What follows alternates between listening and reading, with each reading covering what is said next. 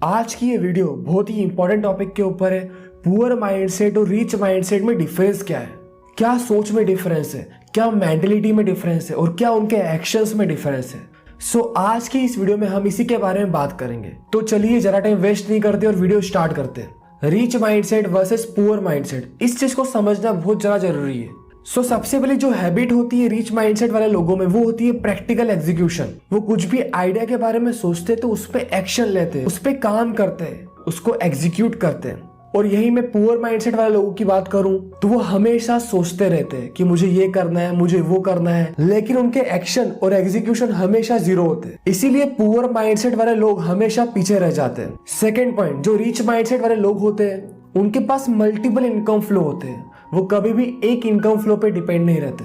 For example, उनका कोई current business है, उससे उनको इनकम आ रही है, उनको रेंटल इनकम आ रही है, उनको स्टॉक मार्केट से इनकम आ रही है, प्रॉपर्टी से इनकम आ रही है।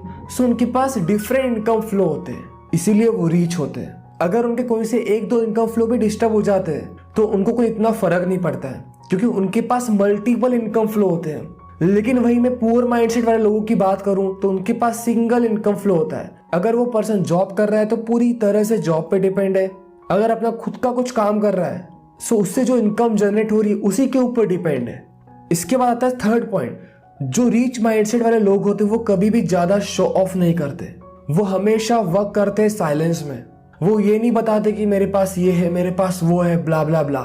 वो हमेशा अपने वर्क के ऊपर फोकस करते हैं और शो ऑफ करने से बचते हैं। अगर मैं वहीं पुअर माइंडसेट वाले लोगों की बात करूं तो वो हमेशा शो ऑफ करते हैं कि मेरे पास ये है, मेरे पास वो है, लेकिन एक्चुअल में उनके पास कुछ होता नहीं है। जो भी होता है वो कर्जे पे लिया होता है, उसकी वो EMI या लोन चुकाते रहते हैं। और जो भी उनका कर्जा होता है, जिसको हम डेब्ट बोलते हैं, वो स्पेंडिंग के लिए यूज करते हैं। और यही हमारा नेक्स्ट इंपॉर्टेंट पॉइंट है। जो रिच माइंडसेट वाले लोग होते हैं वो अपने डेब्ट को इन्वेस्टमेंट के लिए यूज करते हैं। मान लो उनको कुछ लोन लेना है तो वो लोन इसलिए नहीं लेते कि उनको कार लेनी है, उनको कोई लग्जरी वैकेशन एंजॉय करना है। वो लोन इसीलिए लेते हैं कि उनको अपना करेंट बिजनेस को एक्सपांड करना है, स्केल अप करना है। लेकिन वही पुअर माइंडसेट वाले लोगों की बात करें तो वो लोन इसलिए लेते हैं कि वो दूसरों को दिखा पाए, वो शो ऑफ कर पाए। उनका मैक्सिमम जो लोन होता है वो स्पेंडिंग के अंदर जाता है, ना कि इन्वेस्टमेंट के अंदर जाता है। नेक्स्ट पॉइंट, रिच माइंडसेट वाले जो लोग होते हैं वो हमेशा बड़ी पिक्चर को देख के काम करते हैं कि आज से 5 साल बाद, 10 साल बाद वो कहाँ रहेंगे।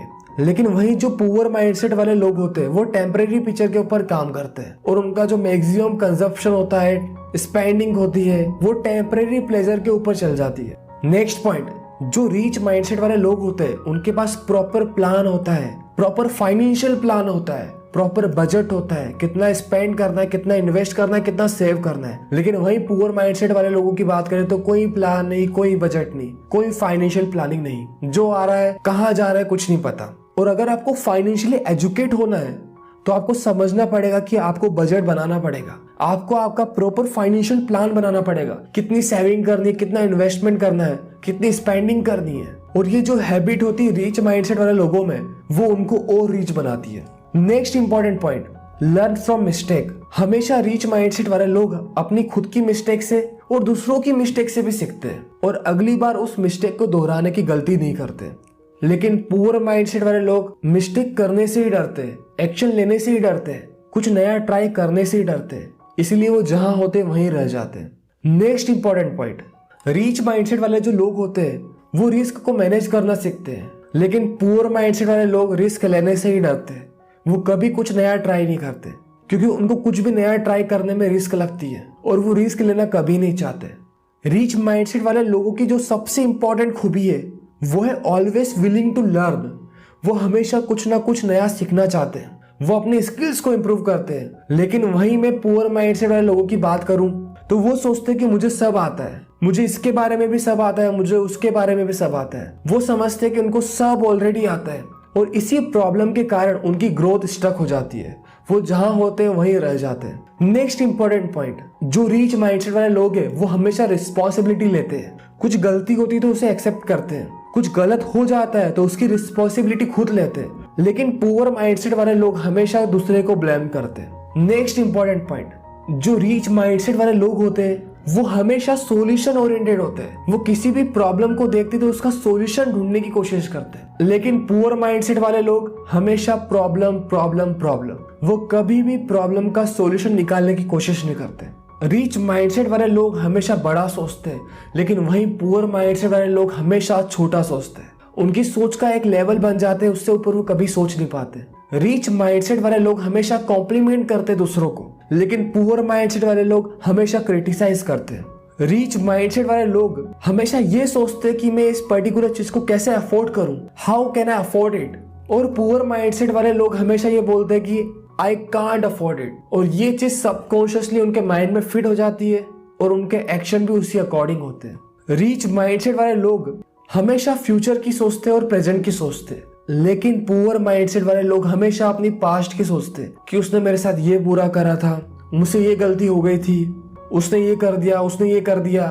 वो हमेशा अपने पास्ट में रहते हैं और कभी भी फ्यूचर और प्रेजेंट के रिगार्डिंग प्लानिंग नहीं करते। सो ये थे कुछ इंपॉर्टेंट पॉइंट जो कि मैंने आपको बताया आज इस वीडियो में।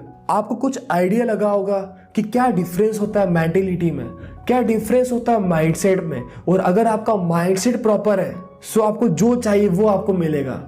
बस आपको एक्शन लेने हैं, वर्क करना है, वर्क को रिव्यू करना है, कितनी ग्रोथ हुई उसके अकॉर्डिंग अपनी प्लानिंग को मॉडिफाई करना है और हमेशा अपने आइडियाज पे एग्जीक्यूट करना है। सो ये थी आज की वीडियो। अगर आपको ये वीडियो अच्छी लगी तो इस वीडियो को लाइक करिए, शेयर करिए, और अगर आप हमारे चैनल पे नए हैं तो सबसे पहले चैनल को सब्सक्राइब करें, जिससे हमारा भी मोटिवेशन बढ़ेगा आप सभी के लिए ऐसा नॉलेजेबल कंटेंट लाने।